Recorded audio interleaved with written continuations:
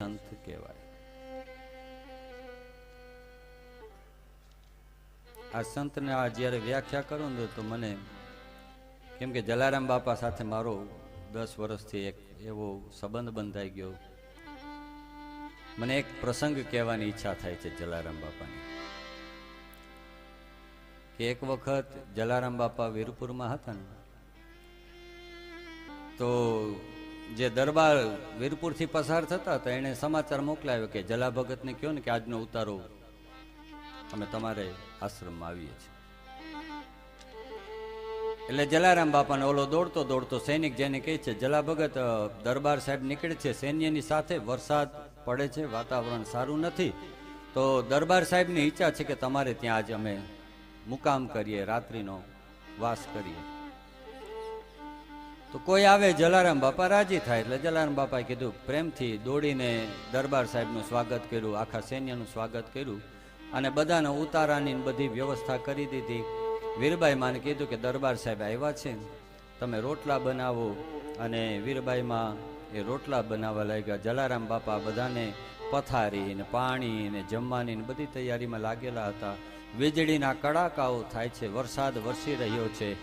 એવામાં આપણે આદિવાસી લોકો હોય ને જે ટેન્ટ બાંધીને તંબુ બાંધીને રહેતા હોય છે.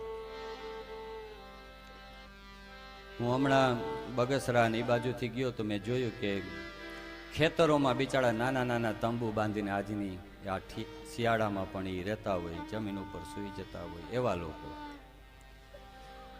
તો એ 2-3 સ્ત્રી આવી અને એમ કહેવાય છે કે ઘણીવાર એ એટલી બધી ગરીબ હોય ને કે એના બાળકોનું પેટ ભરવા માટે એનું શરીર વેચવું પડે, તો એ બિચારી સ્ત્રીઓને શરીર પણ વેચી નાખે, એવી એની મજબૂરી. અને માણસો એનો લાભ ઉઠાવતા, ગેરફાયદો ઉઠાવે. એટલે કોઈ સજ્જન માણસ હોય ને એની સાથે વાતે ન કરે ને બોલાવે ને એને દૂર કરે, ઘરે પણ ના આવવા દે કે આ તો ખરાબ માણસો છે. તો એ વીરપુરમાં જ્યારે વરસાદ, વાતાવરણ સારું નથી, છોકરાઓ ભૂખ્યા રડે છે, એટલે એ 2-3 સ્ત્રી વીરપુરમાં નીકળે છે કે કોઈના ઘરેથી કંઈ શાક રોટલા કે બળતણ મળે તો કંઈક રસોઈ બનાવીએ. કોઈ આપવા માટે તૈયાર ન થયું. કોઈએ કીધું જલા ભગતના આંગણે જાઓ, એ ભગત છે, એને કોઈ ભેદ નથી. એટલે એ 3 સ્ત્રીઓ બાપાના આંગણે આવી અને કીધું કે અમને થોડું છાણા બળતણ આપો, અમારા છોકરાઓ ભૂખ્યા રડે છે બિચારા, અમે ચૂલો પેટાવી શકીએ, અમે કંઈક એને રસોઈ બનાવી શકીએ, એને જમાડી શકીએ. તો જલા બાપાનો જે સેવક ભીમા ભગત, એટલે એને એમ લાગ્યું કે અત્યારે તો દરબાર સાહેબ રાજા આવીને બેઠા છે અને અમે બધા એની તૈયારીમાં, એની આગતા સ્વાગતામાં લાગેલું છે ને આ અત્યારે ક્યાં આવી. એટલે થોડું એણે કઠોર વચનથી કીધું કે અત્યારે નહીં, પછી આવજો. અને જ્યાં એને જાકારો આપ્યો કે અત્યારે વહી જાઓ પછી આવજો, બાપાના કાનમાં શબ્દો પડ્યા ને જલારામ બાપા દોડ્યા છે. અને ભીમા ભગતને સૌથી પહેલા તો ઠપકો આપ્યો, અરે આ જોગ માયા છે, આની સાથે આમ વાત કરાય. એ વેશ્યામાં પણ જલારામ બાપા માતાજી જોતા હતા, એને સંત કહેવાય. તો એને કીધું કે અરે ભીમા, આ તો જોગમાયા માતાજી કહેવાય, અને અરે એમ વાત ન કરાય. દીકરીઓ તમે ચિંતા ન કરો, તમારે શું જોઈએ? બાપા રસોઈ બનાવી છે, વરસાદ પડે છે, બળતણ નથી, છાણા ભીના થઈ ગયા છે, થોડા કોરા છાણા અને કાંઈક લાકડા હોય, અમે જઈએ થોડી રસોઈ બનાવીએ તો અમારા બાળકો જમી શકે. જલારામ બાપાએ કીધું, દીકરીઓ તમે ચિંતા ન કરો, તમે ઘેરે જઈ રસોઈની તૈયારી કરો, બળતણ હું જાતે લઈને તમને આપવા આવું છું. અને ઓલો જે દરબાર સાહેબ હતો ને રાજા, બાકી આપણને એમ થાય કે ઓહો રાજા છે, એને રાજી કરીએ, એની આગતા સ્વાગતા.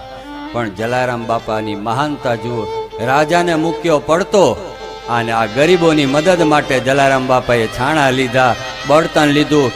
અને જે કંઈ રાજા માટે રોટલા ઉતરા હતા, બાપાએ વીરબાઈ માને કીધું કે પેલા મને આપી દો, આને તો ખાવા મળશે, પણ મારા દરિદ્ર નારાયણ ભૂખ્યા છે, પેલા હું એને જમાડી દઉં. આને કહેવાય સંત. જે ગરીબમાં ભગવાનના દર્શન કરે. અને એ વરસાદ પડતો છે એ તમે કલ્પના તો કરો. અને એ ચાલુ વરસાદમાં જલારામ બાપા એ બળતણની એ પોટલીને છાણા ને બધું લઈ થોડા ઘણા રોટલા લઈને સામે ચાલીને દેવાય. આને સંત કહેવાય. ખાલી ભગવા પહેરાથી જટા વધારી લેવાથી ભભૂત લગાડવાથી સાધુ થવાતું નથી. તો સંતનું લક્ષણ તિતિક્ષવ કારુણિકા સુરદ સર્વદેહિનાં અજાત સત્રવ શાંતા સાધવ સાધુભૂષણા સાધવ સાધુભૂષણ. જેનું હૃદય કોમળ હોય, માખણ જેવું. કનૈયાને માખણ ભાવે એનો મતલબ ખાલી માખણ નહીં. માખણ એટલે સંતો કહે છે કે આપણું હૃદય, આપણું જેનું હૃદય માખણ જેવું કોમળ હોય ભગવાનને એ ગમે છે. નિર્મલ મન જન સો મોહી ભાવા મોહ કપટ છલ છિદ્ર ન ભાવા. જેનું હૃદય અને મન પવિત્ર હોય, ચોખ્ખા હોય એ સંત કહેવાય. અજાત સત્રવ, જેનો કોઈ વેરી ન હોય, બધામાં મિત્ર ભાવ, બધામાં ભગવાનના દર્શન કરતા હોય એ સંત કહેવાય. જે શાંત હોય હંમેશા, અને જેનામાં સાધવ એટલે સાદગી હોય એને સંત કહેવાય.